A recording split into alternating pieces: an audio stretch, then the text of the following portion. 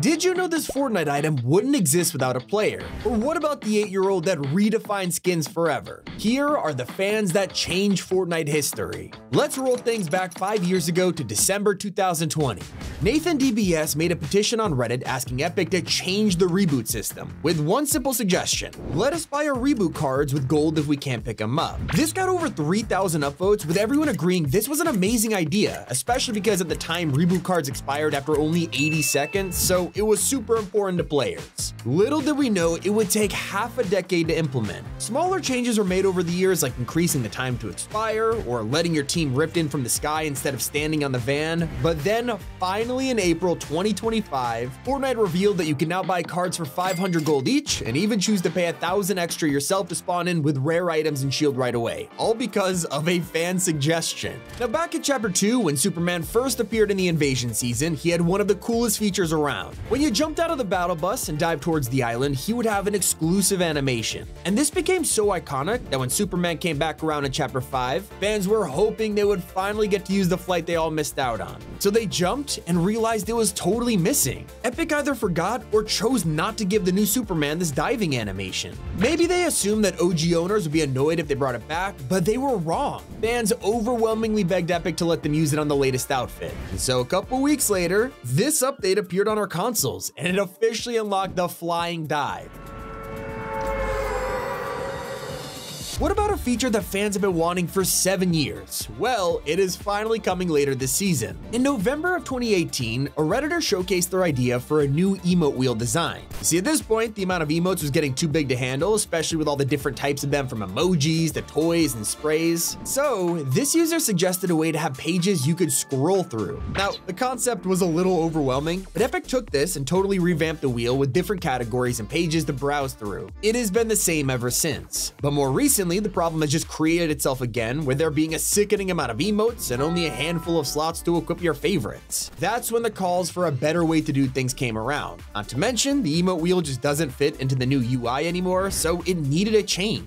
Taking on all of the fan feedback for the second time, Fortnite is officially working on a brand new wheel with a fresh design and the ability to open your locker and search for any dance you want in-game. Now, when Fortnite OG was turned into a permanent mode, Epic Games had a problem on their hands. It was designed solely to bring back people who hadn't played the game in a while, and so they needed it to cater to new players. Like, they were terrified of people coming back after so long and quitting forever because they were destroyed by sweats. Problem is, Epic took it way too far. Usually bot lobbies, they're reserved for brand new accounts, but all of the returning veterans, they weren't new, they just hadn't played in a while. So their solution was to give everybody bot lobbies no matter what. Fast forward to May, and things got so bad that people were seeing up to 92 bots in their games. Literally only 8 real players, making us think, what's even the point of playing OG? Fans were tired of it and have spent the past 8 months begging Epic to fix the problem. But instead of removing the bots, Epic wants the best of both worlds. So what they did is took on player feedback and have officially released something that could suit everybody. For all of the returning OGs, they could just jump into the mode like normal, while the rest of us who never left can now queue into something called Expert Mode. Don't let the name fool you, it is literally just OG without bot lobbies, and I mean not a single bot. Here's a problem you probably forgot even existed. All the way back in 2018, traps were everywhere, you couldn't miss them, unlike nowadays where most of the traps have been wiped off the face of the planet. It was made even more terrifying by the fact that every trap on the island was the exact same design. It meant that walking into a house and spotting spikes on the floor, it was super scary, and you don't want to risk stepping on it in case it wasn't placed by your teammate. This problem got so bad that someone went and suggested an idea on Reddit asking Epic to change the color scheme for teammates' traps. The response was 25,000 upvotes, easily one of the most popular petitions out there. That's when an Epic employee responded. Take a look at the 3.5 patch notes when they drop, winky face. So suffice to say, the suggestion was included with the next update, immortalizing this fan's idea forever. But did you know even the most recent live event was directly inspired by fans? Because ever since chapter 1, the community has theorized, clickbaited, and memed the idea of some kind of Kraken in Fortnite. We actually have no idea where this originated from, but the joke spread like wildfire, and videos claiming you could find a Kraken on the map will get millions millions of views, making it even more famous. And then one chapter later, Epic acknowledged the joke with the squid up spray. All it did was add fuel to the fire. It was intentionally added to make people go crazy over the Kraken again, even though they had no plans to actually add one to the game. Well, here we are 7 years later, and they did it with the Fortnite Kraken boss battle. Superman cut off its tentacle and sent this thing back to where it came from, but that means we never got to see the Kraken in its full glory, just a snippet. This means even though they finally brought it to the game, there's still room for more excitement as everyone now wonders, when is the full Kraken gonna be unleashed? We also spent most of the season wondering when Epic would change the revolvers. The second the season dropped, everybody realized that you could use the Wrecker revolvers in the most messed up way, swapping between them for the secret return of double pumping. Like, what did Epic expect here? They turned a shotgun into the small form factor and had no swap delay, so of course fans were gonna abuse it. This also meant the flip side of the community were tired of these things within a matter of hours. The same reason people begged Epic to remove double pump all of those years ago was now back to haunt us. And so it wasn't long before Fortnite listened to the fans. Not even a week later, an update was sent out banning double revolvers. The community always comes in clutch when it comes to helping Epic remember features they totally forgot to change. Like when the second Marvel season released, revealing the return of Dr. Doom as the secret skin. People flocked to this, excited to get their hands on this new Doom and decking him out with the OG cosmetics from the first Marvel collab. But when they tried to put items like the insane original glider, it was locked. Fans were left staring at a screen basically telling them they couldn't use Dr. Doom's glider on Dr. Doom. And it got even worse when they jumped in game and fought hard to achieve their first victory royale of the season. Because the second they tried to open their emote wheel and use the iconic Victory Von Doom emote, it was nowhere to be found. Within hours of this getting discovered, fans flooded Epic's mentions with complaints, begging them to fix it and actually make this Doom skin worth buying. And well, days later, there was a surprise update letting fans use both the original glider and the emote. Now personally, I love how Epic has designed Fortnite OG from the ground up to serve fans. After all, what's the point of bringing back classic seasons if you're just gonna do the exact same thing? A lot of fans were already worried about this being the case, especially when they announced that live events would be coming back. Like the Rocket event, it was cool and all, but I don't think anyone really cared about seeing the exact same thing again. That's why we were all super intrigued when it turned out to create a red rift in the sky. It's not enough of a change to be considered a different event, but mysterious enough for us to pay attention. So now in Season 5, things are ramping up. Not only have we seen all kinds of strange new map changes like wolf statues, moon stores, and updated tributes to classic moments, we are also getting a new red cube in the event, and items rifting around have appeared in other modes like Reload and BR. So that means that all of this is connected somehow. It's crazy to think this is a direct result of fans wanting to return to the old days without feeling like a time capsule, and I think Epic are doing a pretty good job so far. Especially because if they brought it back the exact same way, we'd be dealing with problems like the friend request stuff all over again. If you were around in Chapter 1, you know exactly what I'm talking about. Every single request you got was an obnoxiously loud voice telling you someone is adding you, and you couldn't turn it off. Oh man, you know what'd be really cool? We've got a friend request. Bros, come on, man. Epic, this was a great idea. Thank you so much. I mean, clips like this went so viral that Epic was basically forced to change it, and friend requests have never been the same. So as you can see, streamers have had a ton of influence in the future of Fortnite's updates, especially Ninja, and his fame will result in the entire Blitz mode changing for a week. So his Icon series was returning with an all-new Blitz lore design, and to promote the mode, Epic released 5 Ninja-themed mythics into the loot pool, like the Trash Launcher, Get Good Shotgun. We even had the More Movement Boogie Bomb. I want to see some movement.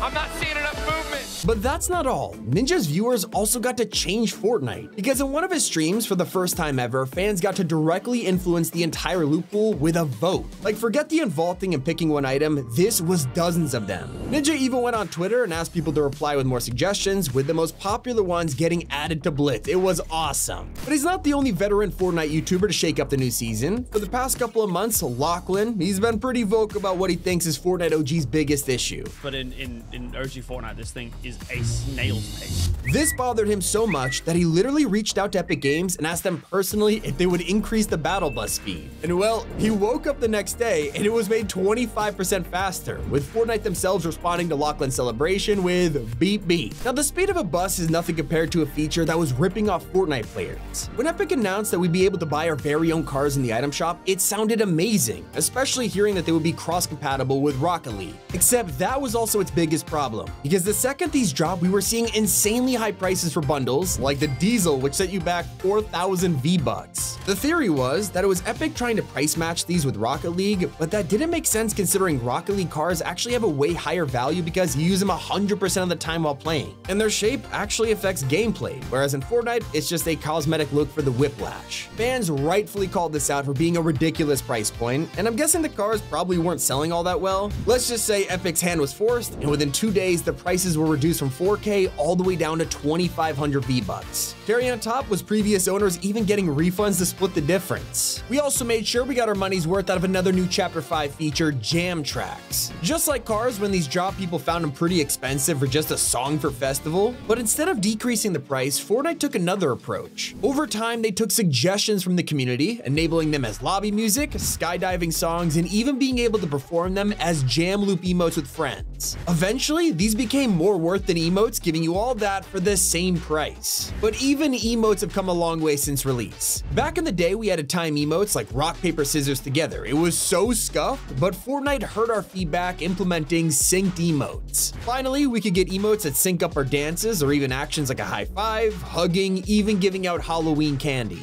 But it still left players with one issue if you wanted to time a dance together. Fast forward years later, and now you don't even have to buy the emotes anymore. Because when Sabrina joined the game, she brought a brand new feature with her, and that's dance emotes. Now, every emote that featured any kind of dance could be copied by others nearby, staying in sync whether you own it or not. Finally, dancing with your teammates was so much easier, and you could even let your friend use ones that they don't even own. The emote button is also used for one other thing, and that's another feature requested by the community. From the start, we all fell in love with the battle bus. It was a perfectly iconic design, and now anyone could recognize it. But this also left us wondering, who's driving? So when a player posted a suggestion to add thanking him as a feature, Epic loved the idea. We dropped into Season 5 in 2018, only to find the chat feed being spammed with players thanking the bus driver. In fact, as time went on, Epic fell in love with this feature so much that they decided to add even more. Because in a random update during Chapter 2, we could find and talk to NPCs only for them to offer a tip for the driver. Seems weird, right? Well, tip a small amount and you give him 500 gold, but surely a 1,000 tip does something, right?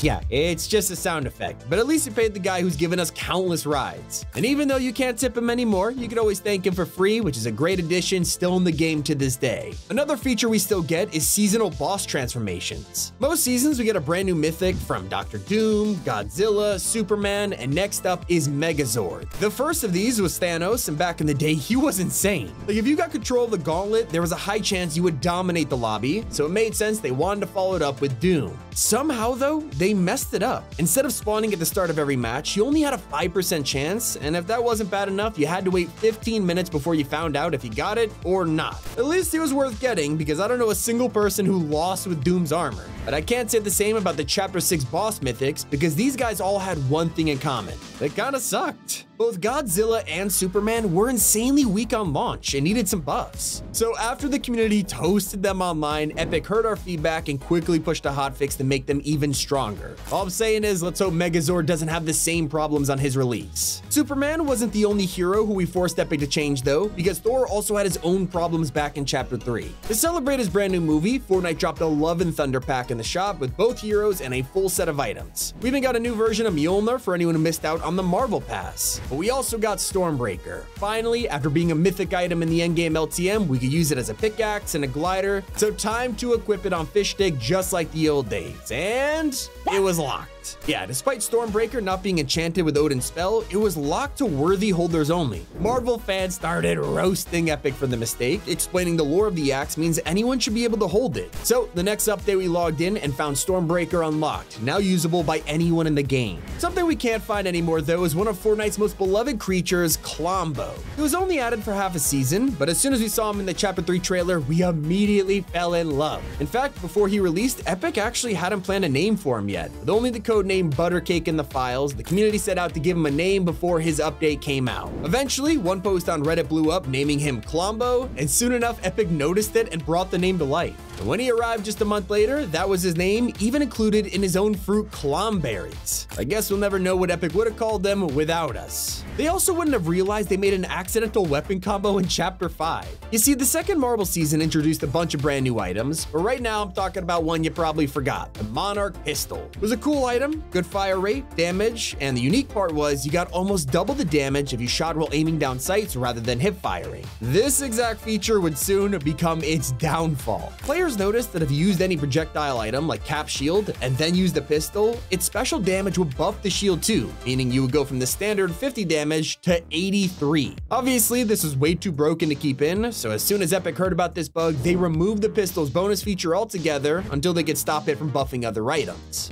All the way back in Chapter 1, a trend was started that would shape the future of Fortnite skins as we knew them, and the best part is it all happened because of a little kid. So in 2018, a Reddit post appeared saying, "For the last couple of months, my 8-year-old has consistently asked me to submit the suggestion to Fortnite developers, so there you go." This post exploded, getting over 40,000 upvotes, with a ton of fans helping bring the kid's concept to life. Some of them even got more likes than the original. So a few weeks later, we booted up Fortnite, and in the shop was the Tender Defender.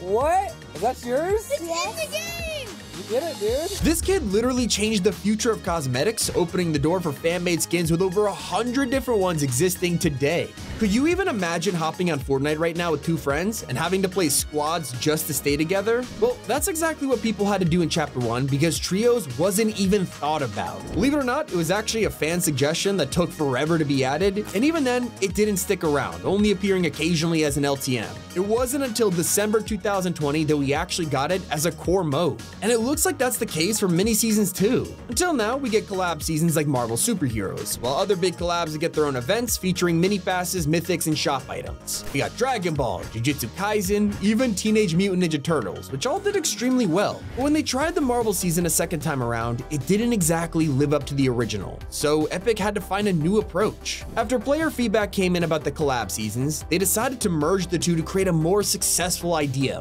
mini seasons. Now, you're not going to see these event passes, and instead we'll get month-long seasons like Star Wars and soon enough, Simpsons sprinkled throughout the chapter. This gives players smaller battle passes, POIs, and gameplay changes for just 30 days. So even if you're not a fan, it doesn't last the whole 3 months. Speaking of mini pass collabs, the Turtles had several waves of cosmetics, but that didn't stop Epic from making a hilarious mistake. So they got a completely original soundtrack for the collab, creating their own theme tune. But fans of the show couldn't help but notice that one line felt off. Right, Leo, Ralph, Donnie, and Mike.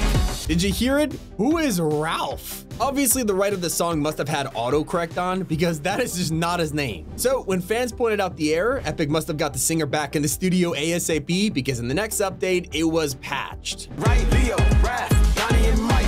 And that's not the only fix fans had to point out, because when Avatar's collab pass dropped, there was another mistake. You see, Aang's Avatar state skin, it has no shoes on. So when you look in game, you can see the sole of his foot, but one thing is missing, his scar. It's an important part of the show where he gets struck by lightning, leaving a mark on his foot. But this detail was missing from the skin. And it didn't take players long to tell Epic before they heard the feedback, and the next update, boom, there it was. It's just like when they added a brand new button out of nowhere. Because after a match, players were getting pretty tired of going through multiple loading screens just to play another game. Like you had to leave, re-queue, and finally get into a match. So they begged Epic to add a ready up button right on the elimination screen. Great idea, and clearly Epic agreed, because fast forward to the present day, and I'm not sure how a lot of us could live without this thing. It honestly saves so much time. Forget the button, because the community once got an entire mode added to the game permanently. In Season X, Epic tested the waters with their most controversial change yet, removing building. For the entire Tilted Town POI, building was banned, and you were left to use natural cover or pure skill to survive. It was crazy, but a lot of players also loved it. So just 2 years later, Epic brought it back. For 2 weeks, the entire game was locked with no mats or building, and your only defense was a cow catcher. Suddenly, half the player base realized just how much they enjoyed it. Finally, you could play a match without having to build battle every fight, and it gave the game a refreshing feeling. So Epic is left with no choice but to keep it, which arguably kept a huge chunk of the Fortnite player base alive to this day. And that made Zero Build one of 25 Fortnite features changed by you guys, the fans. Hope you guys enjoyed. It's been Tommy, and keep it here on Top 5 Gaming.